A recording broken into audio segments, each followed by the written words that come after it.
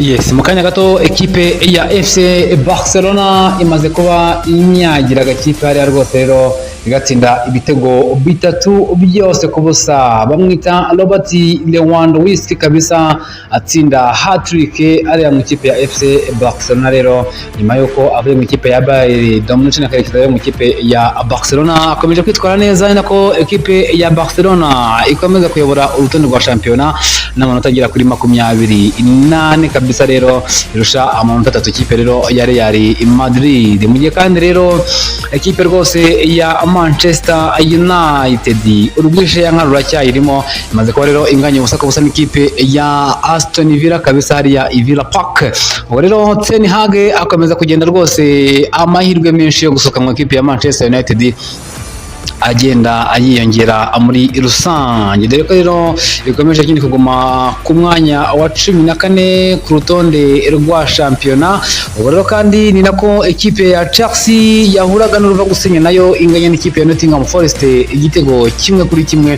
Mu gihe kandi rwose ekipe ya Nottingham Forest yaje kuba ibona ikarita y'umutuku. Mu gihe kandi ekipe y'abavandimwe ya Brighton ije rwose igakora comeback gatsinda Tottenham Hotspur ibitego bigera kuri bitatu byose kuri bibiri. Ikipe ya Tottenham yarabanje ibitego bibiri, bamwita Brennan Johnson ku munota 23 ndetse na James Maddison ku munota 37. Ikipe rero ya Brighton ku munota 48 wita Yakuba Minter ku munota 48 yatsinda igitego cya mbere cyo kwishyura. Jorginho Ruta atsinda igitego cya kabiri ku munota 58. Mu gihe kandi Danny Welbeck ku munota 36 rero niwe uje atanga igitego cy'intsinzi ku ruhande rw'ikipe ya abavandimwe ya Brighton batsinda ekipe ya Tottenham Hotspur. Mu gihe kandi rero ku ruhande rwa ekipe ya Chelsea umusore bita rero Chris Wood ukina ikipe ya Nottingham Forest igitego cya mbere ku munota 49 kiza kuba kikirwa n'umuvandimwe bita Noni Madueke ku munota 57. James Ward-Prowse ku munota 48 aza kuba ahabwa ikarita y'umutuku rero ku ruhande rwa Nottingham Forest, ariko nyine n'ubundi ikipe ya Chelsea inanirwa gutsinda ekipe rwose rero ya Nottingham Forest. Rero biza kuba nyine ari uko imeze muri rusange hariya muri Premier League nyine basoza umunsi wabo wa karindwi rero wa shampiyona. Ekipe ya Liverpool n'amanota ya 18 ku mwanya wa mbere, ikipe ya Manchester City ku mwanya wa kabiri n'amanota 17, Arsenal ku mwanya wa gatatu n'amanota 17.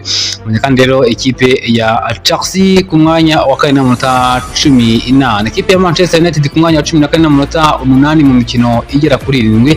Icyo wakibaza ni kimwe se Erik ten Hag aza kuba mu ikipe ya Manchester United se biraza kuba abigenda bite? Ni ibintu nyine wakomeza kugenda wibaza muri rusange. N'umukino ekipe ya Manchester United nyine yakinnye rwose ubona ko ni ekipe yari inyota amanota 3 nyuma y'imikino igera kuri 7 rwose. Rero uyu mugabo amaze kuba akina adatsinda, ibintu rero wakomeza kugenda ubwo nyine Ten Hag nyine wakinaga umukino umuvandimwe bita abamwita C James Ratcliffe kabisa rero akaba ari Villa Park akaba yaragiye kureba nyine match ya Manchester United kabisa rero ngarebe ko baza kuba abitwara neza, ariko n'ubundi nyine ekipe ya Manchester United bije kurangira n'ubundi akaba yicwende katoga kabisa. Rero imikino 5 irihiritse ekipe ya Manchester United itarabona amanota 3. Ubwo rero wakibaza si Erik ten Hag umaze kongera amasezerano kabisa rero mu gihe cya vuba, ese araza kuba asohoka mu ekipe ya Manchester United? Ese biraza kugenda gute?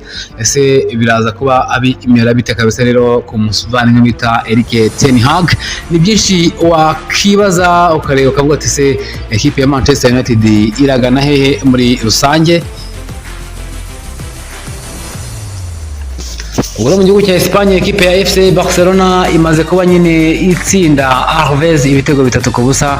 Ni ibitego cya Robert Lewandowski ku munota wa 7, atsinda ikindi ku munota 22, atsinda ikindi ku munota wa 32.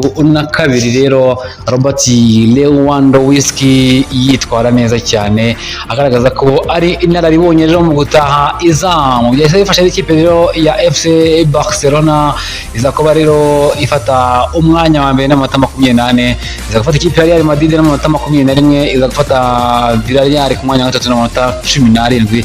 Atletico Madrid igifite umukino iza ku mwanya wa 4 n'amanota 16. Rero ubwo mutsinzi yahita ifata umwanya wa 3, Osasuna ku mwanya wa 5, Atletico Club ku mwanya wa 6, kandi Mallorca ku mwanya wa 7, Rayo Vallecano ku mwanya wa 8. Ekipe ya nyuma ni Las Palmas ifite amanota agera kuri 3, dore ko rero mu mikino 5 iheruka rwose imaze gutsindwamo 4 ikanganya 1, ubona ko iri ahantu hatari heza cyane. Ni nako Valladolid ku mwanya wa 19 n'amanota 5, mu gihe kandi ikipe ya Valencia ku mwanya wa 18 n'amanota agera kuri 6. Aya niyo makipe rero atangiye shampiyona nabi muri rusange kabisa. Rero mu mikino rero yari muri Serie A yagiye iba muri rusange ni abasore batandukanye kabisa rero bamanukaga mu kibuga mu gihugu cy'Ubutaliyani. Ko uyu munsi ikipe ya Monza yanganyaga n'ikipe ya AS Roma igitego 1-1, mu gihe kandi ikipe ya Lazio yatsindaga Empoli ibitego 2-1, Bologna inganya na Las Palmas 0-0, mu gihe kandi ikipe ya Juventus yanganyaga n'ikipe ya Cagliari igitego 1-1, ikipe ya Inter de Milan itsinda ikipe ya Torino ibitego 3-2. Bamwita Dovani Zapata ku munota 36 yashyizemo igitego, mu gihe kandi Nikola Vlasic ku munota 47 yatsinze igitego kuri penalty. Ubwo rero Guillermo Maripane ku munota 20 yaje kubona ikarita y'umutuku hakiri kare cyane. Ubwo kandi ku munota 25 bamwita Marcos Thuram yatsinze igitego ku munota 25, atsinda igitego kindi ku munota 35, atsinda ikindi igitego ku munota wa 60. Rero baza kuba abizera intsinzi, rero biza kurangira nyine ekipe rwose y'abavandimwe rero ya Inter de Milan itsinda ikipe ya Torino ibitego 3-2 kabisa. Rero kuri cyangwa se ku rutonde rwa shampiyona uko bihagaze nuko ekipe y'abavandimwe ya Napoli ifite amanota 7 ku mwanya wa 16, ifite ikipe ya Inter de Milan ku mwanya wa 2 n'amanota 18, mu kandi ikipe ya Juventus ku mwanya wa 3 n'amanota 13, Lazio ku mwanya wa 4 n'amanota 13, mu kandi Udinese n'amanota 5 ku mwanya wa 13. Rero ubwo rero amakipe ya nyuma bayita Venezia amanota 4, Monza amanota 4, Genoa ku mwanya wa 18 n'amanota agera kuri 5. Rero akabura uko bimeze kabisa. Rero hariya mu gihugu rero muri Bundesliga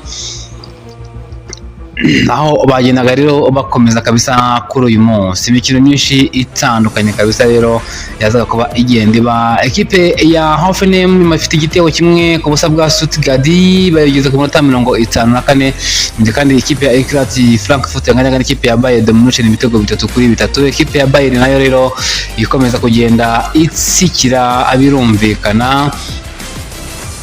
Ikipe rwose ya Bayern ikomeza kugenda itsikira, bamwita Omari Marmoush ku munota 29 ndetse no ku munota 90, mu kandi bamwita Hugo Ekitike baramwita Hugo Ekitike ku munota 35, mu kandi Kim Min Jae ku munota 15, mu kandi bamwita Dayo Upamecano rero ku munota 38 ndetse na Michael Olise ku munota 53. Rero nibo baje kuba batsinda ikipe ya Bayern kabisa.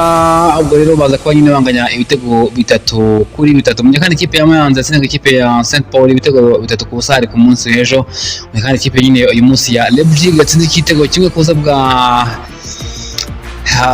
Hertha Bremen kabisa. Rero ibatsinda nyine ibitego 1-0. Ubwo rero mu yindi mikino iraza kuba igenda iba kabisa. Rero umukino usigaye no ingo nyine ikipe rero ya Hoffenheim ifite igitego 1 rero ku busa bwa Stuttgart kabisa. Urutonde rwa shampiyona nuko ikipe y'abamwe ya Bayern ku mwanya wa 2 n'amanota 18, ikipe ya Leipzig ku mwanya wa 2 n'amanota 18, Eintracht Frankfurt ku mwanya wa 10 gatatu n'amanota 13, Freiburg ku munota wa 4 n'amanota 12.